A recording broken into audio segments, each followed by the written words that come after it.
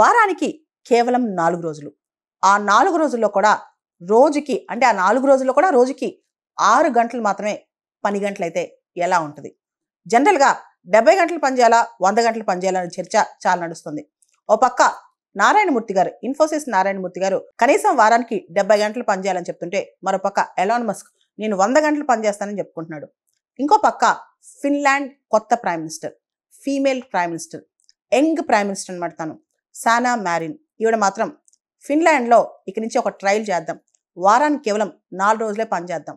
అది కూడా ఆ 4 రోజుల్లో కూడా కేవలం రోజుకి 6 గంటలే పని చేద్దాం అని ఆవిడ చెప్తున్నారనమాట. రీసెంట్‌గా 120th anniversary of social democratic party, అక్కడ ఆవిడ పార్టీ 120వ యానివర్సరీలో ఆవిడ స్పీచ్ ఇస్తూ ఇక నుంచి ఫిన్లాండ్ కొత్త వర్క్ షెడ్యూల్ తీసుకొస్తుంది. అది ట్రయల్ బేసిస్ మీద నడుచుద్దనమాట. దాని ప్రకారం ఖచ్చితంగా ఫిన్లాండ్ ముందుకెళ్తుంది, ప్రోగ్రెసివ్‌గా వెళ్తుంది. దీన్ని ఒకసారి మనం ప్రయత్నించి చూద్దాం, ప్రొడక్టివిటీ పెరుగుద్దేమో అని చెప్పి ఆవిడ చెప్పుకొచ్చారు. ఆల్రెడీ ఫిన్లాండ్‌లో వర్కింగ్ అవర్స్ ప్యాక్ట్ 1996 అని ఒక ప్యాక్ట్ ఉంది. దాని ప్రకారం ఎవరైతే ఎంప్లాయీస్ ఉంటారో వాళ్ళు 3 అవర్స్ ఫ్లెక్సిబిలిటీ ఉంటుంది. ముందైనా రావచ్చు, లేట్‌గా వెళ్ళొచ్చు. అంటే ఎగ్జాక్ట్‌గా 10కి వెళ్ళాలంటే 10కి వెళ్ళక్కల. 7కి వెళ్ళి పని చేసుకుని 3కి వెళ్ళిపోవచ్చు, లేదా 1 గంటకి వెళ్ళి పని చేసుకుని రాత్రి 9 వరకు ఉండొచ్చు అనమాట. అలా 3 అవర్స్ ముందు వెనక వచ్చే ఫ్లెక్సిబిలిటీ ఆల్రెడీ వాళ్ళకు ఉందన్నమాట. దానికి తోడు ఇప్పుడు కొత్తగా వర్కింగ్ అవర్స్‌లో తగ్గించేసి ప్రొడక్టివిటీ పెంచే విధంగా ఆవిడ కృషి చేస్తున్నారు.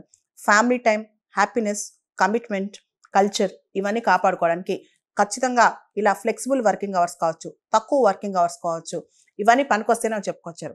ఇలాంటిదే స్వీడన్ కూడా ఒక ప్రయత్నం చేసింది. స్వీడన్ కొన్ని సంవత్సరాల నుంచి కూడా 6 అవర్స్ వర్కింగ్ అవర్స్ పెట్టేసింది. పర్ డే ఓన్లీ 6 అవర్స్ అనమాట. 6 గంటలు మాత్రమే పని చేయాలి.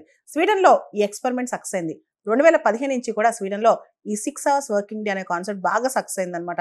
స్వీడన్‌లో మనం చూస్తే కనుక పీపుల్ ఎక్కువగా హ్యాపీయర్, హెల్తియర్, మోర్ ప్రొడక్టివ్‌గా ఉన్నారంట. అంటే ఆరోగ్యవంతంగా, హెల్తీగా, చాలా ప్రొడక్టివ్‌గా ఉన్నారు.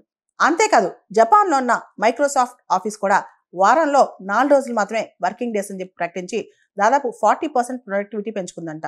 ఇవన్నీ చూస్తే ప్రొడక్టివిటీ పెరగాలంటే ఎక్కువ గంటలు పనిచేస్తే కొన్ని గంటల తర్వాత మన ప్రొడక్టివిటీ తగ్గుతూ వస్తా? ఇవన్నీ మనం ఒకసారి ఆలోచించుకోవాలి. ఇక్కడ ఒక లా మనం గుర్తెచ్చుకోవాలి. అదే పార్కిన్సన్స్ లా అనమాట. ఒక మనిషి ఒక పనిని 10 రోజుల్లో చేస్తాను అనుకుంటే 10 రోజులు చేస్తాడు. ఒక్క రోజులో చేయగలంటే ఒక్క రోజులో చేసేస్తాడు. ఒక పనికున్న టైం స్పాన్ అనేది మన మైండ్ సెట్ని బట్టి ఉంటుంది.